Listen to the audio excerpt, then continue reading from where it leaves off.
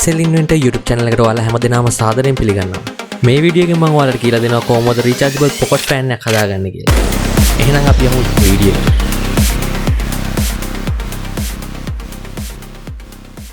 මේකෙදි ඔයාලට මුලින්ම ඕන කරනවා DC motor එකක්, පෙති 4ක propeller එකක්, අඟල් 3.5 PVC බට කෑල්ලක් අවශ්‍ය වෙනවා සෙන්ටිමීටර් 4.5ක් දිග. ඉතින් මම මේකට සෙන්ටිමීටර් 4.5ක දිගක් අරගෙන තියෙන්නේ. මම පාවිච්චි කරන මෝටරයට වඩා තරමක් දිගින් යුක්ත වෙන්න ඕන හින්දා. අපිට ඊළඟට අවශ්‍ය කරනවා අඟල් 3 කාලේ PVC බට කෑල්ලක් සෙන්ටිමීටර් 3ක් පමණ දිග. මම මේ කොටස පාවිච්චි කරන්නේ මෝටරේ බඳ කොටස ෆෑන් එකට සවි කිරීම සඳහා.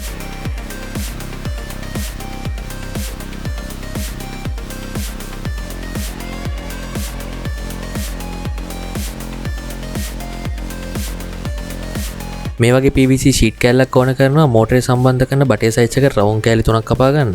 ඉතින් මේ වගේ ෂීට් කෑල්ලක් හදාගන්න ඔයාලට ලේසියෙන්ම පුළුවන්. කරන්න තියෙන්නේ PVC බටයක් අරන් දෙකට කපලා ඒක රත් කරන ගමන් දිග හරින්න තමයි තියෙන්නේ.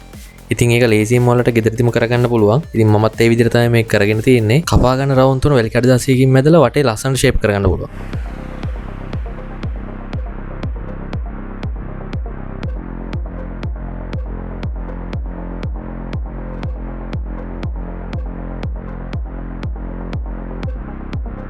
ඊළඟට ලොකු PVC බටේ ඇතුළට පොඩි PVC බටේ සම්බන්ධ කරගන්න අවශ්‍ය වෙනවා. ඉතින් ඒකට මම පාවිච්චි කරනවා PVC පටි තුනක්.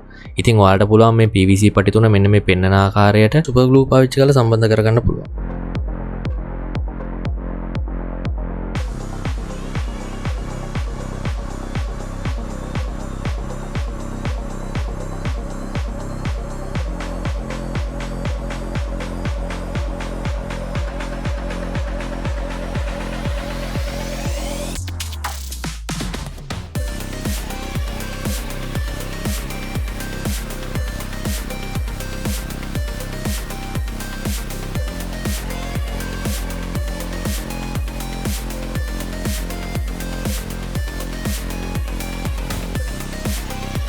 මෝටරේ ෆ්‍රේම් එකට සම්බන්ධ කරන්න කලින් අපි කලින් කපාගත්ත රවුම් තුනෙන් එකක මැද සිදුරක් විද ගන්න ඕන මෝටරේ කම්බිය එළියට දාගන්න පුළුවන් විදියට.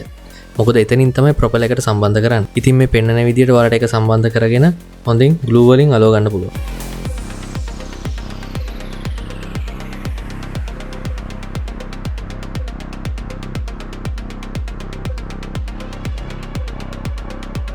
ඊළඟට අපි මෝටරේට වයර් දෙක සම්බන්ධ කරගන්න ඕන.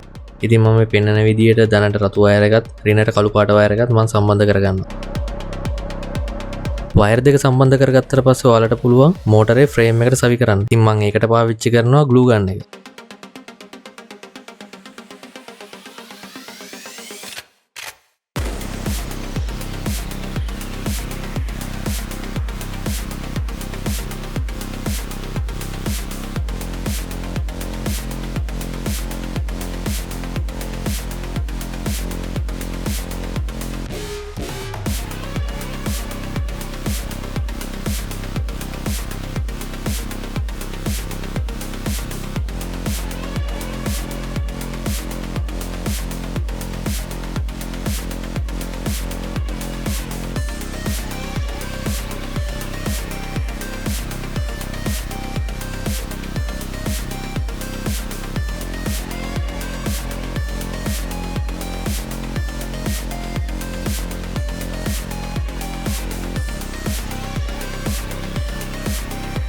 ඉතින් මේ විදිහට මෝටරේ සහ මෝටරේ ෆ්‍රේම් එකේ වැඩ ටික ඉවර වෙනකොට අපිට හදාගන්න වෙනවා මේ මෝටරේ ෆ්‍රේම් එකට අදාළව බඳ කොටස. ඉතින් මම මේකට පාවිච්චි කරලා තියෙන 3 කාලේ බටයක් සෙන්ටිමීටර් 5ක් පමණ දිග. නිකන්ම මේ PVC බට කෑල්ල බඳට සම්බන්ධ කරනට වඩා මේ විදිහට වැලි කඩදාසියකින් මැද්දම හොඳ ලස්සන ෆිනිෂින් එකක් අපිට ගන්න පුළුවන්.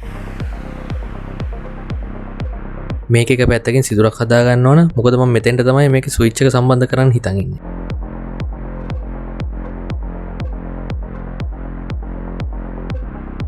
ඒත් එක්කම කලින් හදාගත්ත ෆ්‍රේම් එකෙත් මේ පෙන්නන විදිහට සිදුරක් විද ගන්න ඕන. මොකද මෙතනින් තමයි ඉහළ කොටසින් ඉඳන් පහළ කොටසට වයර් එක යවන්නේ.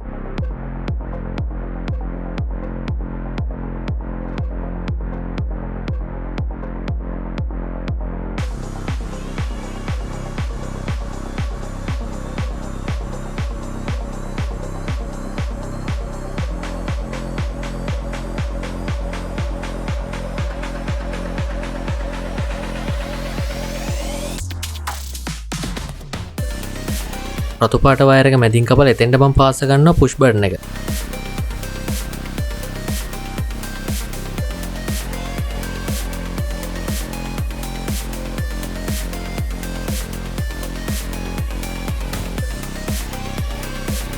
දැන් ඔයාලට පුළුවන් මෝටරේ ෆ්‍රේම් එකයි බඳ කොටසයි හොඳින් සවි කරගන්න. ඉතින් ඒකට පාවිච්චි කරන්න පුළුවන් කලින් වගේම සුපර් ග්ලූ.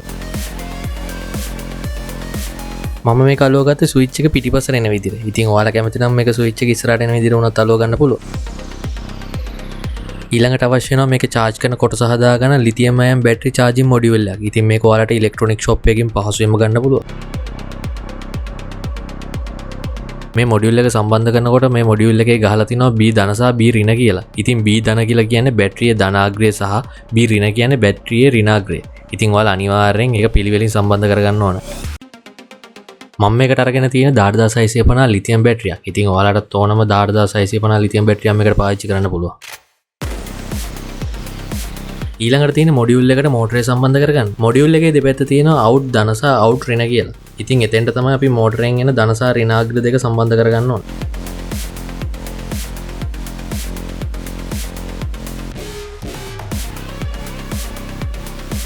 බැටරියට ඩබල් ටේප් ගහලා තියෙන හින්දා දැන් පොඩ්ඩක්වත් බැටරිය හෙලවෙන්නේ නැහැ. පහළ කොටස වහගන්න ඕන හින්දා මම කලින් කපාගත්ත රවුමක් පාවිච්චි කරනවා. ඒක ඒ විදිහටම හයි කරන්නේ නැතුව අනිවාර්යයෙන්ම charging module එකේ charging කරන port එක පේන විදිහට සිදුරක් කපාගෙන තමයි ඒක සම්බන්ධ කරගන්න ඕන. නැත්නම් ඉතින් ඔක්කොම හදාගත්තත් වැඩක් නැහැ. ඕක charge කරගන්න වෙන්නේ.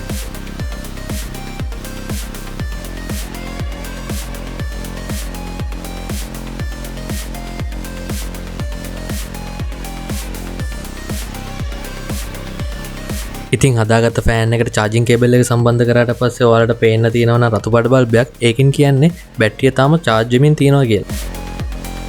ඒ විදිහටම ගහලා ටිකක් වෙලා ගියාට පස්සේ නිල් පාටපත් වෙනවා කියලා කියන්නේ. ඒ කියන්නේ ඔයාලා බැටරිය full charge වෙලා. දැන් තමයි අමාරුම කොටස. ෆෑන් එකේ ස්විච් එක on කරමු.